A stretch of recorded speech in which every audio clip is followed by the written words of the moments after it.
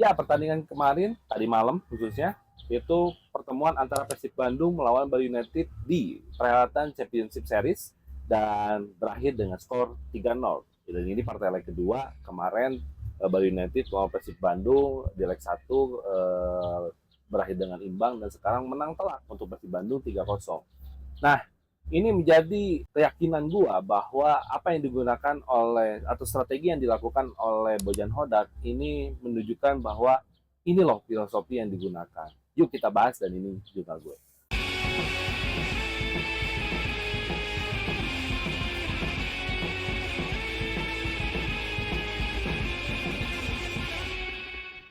Ya, selamat datang di channelnya Masil Jurnal. Kali ini gue akan membahas atau mereview pertandingan tadi malam antara Persib Bandung melawan Bali United di perhelatan Championship Series leg kedua. Skornya kita semua sudah tahu, Persib Bandung menang telak itu 3-0 dan berhak untuk maju melangkah ke partai final dan menunggu hasil daripada pertandingan hari ini antara Borneo melawan Madura United gitu loh. Sedikit membahas tadi malam ya, pertandingan tadi malam. Yang gua highlight selain daripada kemenangan Persib Bandung, which is memang Persib Bandung pantas untuk menang ya daripada Bali United. Itu adalah bagaimana gue melihat dari filosofinya sosok Bojan Hodak. Karena jujur aja, sebenarnya pertandingan kemarin itu kalau dari segi permainannya ya nggak bagus-bagus banget, nggak indah-indah banget gitu ya. Tapi gue sedikit menyoroti bagaimana apa yang dilakukan strategi yang dilakukan oleh Bojan Hodak gitu ya. Salah satunya filosofi yang benar-benar mengandalkan permainan yang pragmatis gitu loh ya. Permainannya pragmatis sekali gitu. Selain pragmatis, efektif dan juga kolektif ya. Nah, kenapa bisa terlihat pragmatis gitu ya? Bagaimana kita lihat dari hasil statistik hasil pertandingan tadi malam ya. Penguasaan bola aja Bali United itu 61%, sedangkan Persib Bandung itu 39%. Tapi hasil tendangan ke gawang ya, Persib Bandung itu 11 kali percobaan tendangan ke gawang dan juga Bali United itu hanya 6 percobaan tendangan ke gawang. Namun yang benar-benar membahayakan ya itu adalah Persib Bandung menghasilkan 5 ya, 5 tendangan yang berbahaya ke gawang. Dari 5 ini Persib Bandung itu mencetak 3 gol. Sedangkan Bali United itu hanya 1 ya dan tidak mencetak gol. But at least apa? At least bahwa penguasaan bola bagi Persib Bandung itu tidak begitu penting. Karena apa? Karena Bojan Hodak itu menekan kepada pemainnya. Ini seperti yang gue lihat gitu ya. Kayaknya Bojan Hodak itu menekan pemainnya untuk tidak bermain bola terlalu lama. At least memegang bola terlalu lama.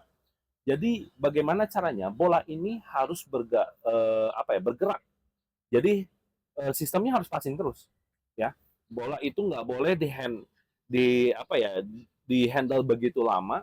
Karena apa? Karena kalaupun nanti bola kerebut, otomatis transisi defense itu harus cepat. Karena apa? Balik lagi permainan pragmatis. Permainan pragmatis itu kan bagaimana kita bisa menyerang cepat, ya, dan juga transisi defense-nya harus cepat. Nah, ini yang menjadi titik poin penting bagi pertandingan tadi malam gitu ya, yang gue lihat bahwa ini sering kali terjadi gitu loh. Begitu misalnya kita tahu ya kalau misalnya permainan seperti ini itu butuh double pivot ya, butuh double pivot, yaitu siapa? Yaitu Markov dan juga Deddy Kusnandar ya. Dua orang ini tugasnya adalah bagaimana mensirkulasikan bola ke depan ya, dari belakang ke depan. Otomatis kalau bermain efektif, bagaimanapun caranya harus counter attack, ya, harus counter attack. Bagaimana caranya? Yaitu Deddy Kusnandar itu harus mengirim umpan ke depan dengan cepat. Makanya counter attack Persib Bandung itu nggak lebih dari 8 detik, at least 6 sampai 8 detik. Transisinya cepat banget. Kenapa cepat banget? Karena baik lagi penyerang Persib Bandung itu punya speed. Ciro Alves, ya, David da Silva. Selain speed juga David da Silva itu punya body balance ya. Dan juga Stefano Beltrame. Kalau kita lihat permainan Stefano Beltrame tadi malam ya, dia itu jarang banget pegang bola, tapi dia itu rajin membuka ruang. Nah, at least begitu dia pegang bola, dia itu nggak berpikir panjang dan dia harus segera passing ke depan antara David da Silva atau Ciro Alves. Namun sebenarnya Bali United itu tadi malam itu berhasil sebenarnya meredam permainan daripada Persib Bandung karena mungkin tahu bahwa Persib Bandung ini sistem permainannya adalah counter attack ya.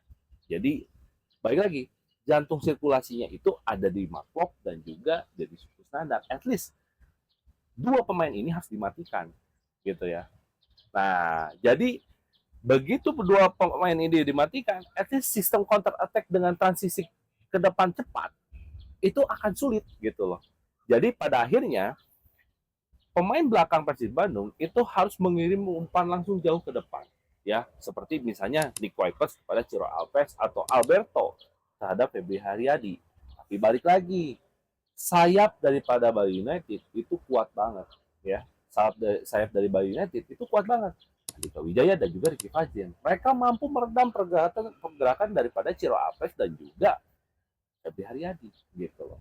Nah, jadi at least di babak pertama sebenarnya Persib Bandung itu buntu gitu. Buntu dalam artian dia nggak bisa kemana-mana. Jadi apa yang dilakukan Persib Bandung adalah menunggu bola di belakang gitu loh. Jadi terus saja dihajar. Akhirnya apa? Akhirnya memang sebenarnya Bali United juga tidak terlalu mencetak banyak peluang gitu. Tapi eh, yang gue lihat adalah bagaimana Persib Bandung tetap menunggu supaya counter attack ini bisa dilakukan gitu. Ya apa daya, balik lagi Muhammad Rashid dan juga Eber Besa itu mampu menutup daripada pergerakan Mark dan juga Deddy Kusnandar gitu loh. Nah, jadi apa? Jadi sebenarnya Bali United itu udah membaca permainan daripada Persib Bandung, ya. Nah, tapi baik lagi. Nah, sebelum itu gue ngerokok dulu ya, karena asem juga kalau nggak ngerokok. Nah, balik lagi. Bojan Hodak is Bojan Hodak. Nah, ini yang gue suka sebenarnya daripada Bojan Hodak. Walaupun dari segi karakter permainannya pragmatis, tapi dia tidak hilang akal. Nah, jadi kalau misalnya plan A-nya adalah counter attack, ya. Kalau plan A-nya adalah counter attack, bagaimana kalau counter attack buntu ini bisa dilakukan oleh plan B? At least harus ada plan A, plan B, plan C sampai plan Z gitu loh. Jadi itu yang gue suka daripada Bojan Hodak. Nah, ketika babak pertama itu buntu gitu ya, dalam artian counter attack gak bisa ya, eh, kita juga nggak bisa melakukan passing begitu cepat gitu ya. Nah, pada akhirnya bagaimana caranya Bojan Hodak itu memanfaatkan servis bola mati gitu ya. Mungkin kalian nggak atau kalian nggak angin juga.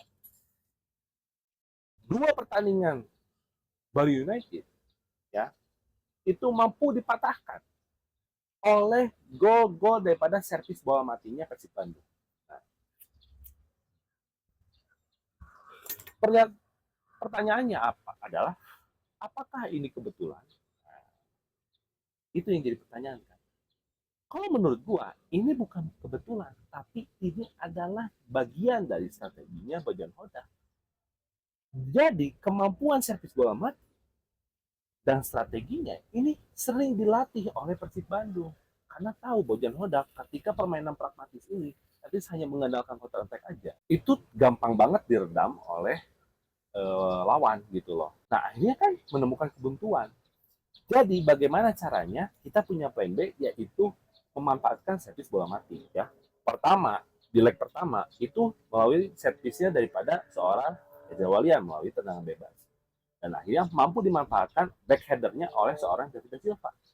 Nah sekarang ini kejadian lagi ya, gol pertama itu dimanfaatkan dari set piece bola mati oleh seorang Mark kepada Ciro Alves, walaupun itu backheadernya dari Nick Wipers gitu loh. Ini menurut gua ya, ini adalah salah satu langkah cerdas daripada Bojan Hodak, karena tahu kelemahannya di mana, at least ditutup oleh kesempatan atau peluang. Jadi peluang sekecil apapun itu harus dimanfaatkan benar-benar oleh Bojan Hodak dan tim Persib Bandung gitu loh. Setelah itu, setelah gol daripada Ciro Alves, otomatis ya permainan Bali United buyar secara defensif. Organisasi defense-nya itu udah mulai apa ya, udah mulai acak-acakan lah gitu loh. Akhirnya apa? Akhirnya eh, gampang banget ditembus oleh penyerang kita antara Stefano, David da Silva dan juga Ciro Alves gitu loh. Jadi jadi secara mental dari gol pertamanya Ciro Alves itu mereka udah down gitu loh. Nah, itu terbukti dari apa?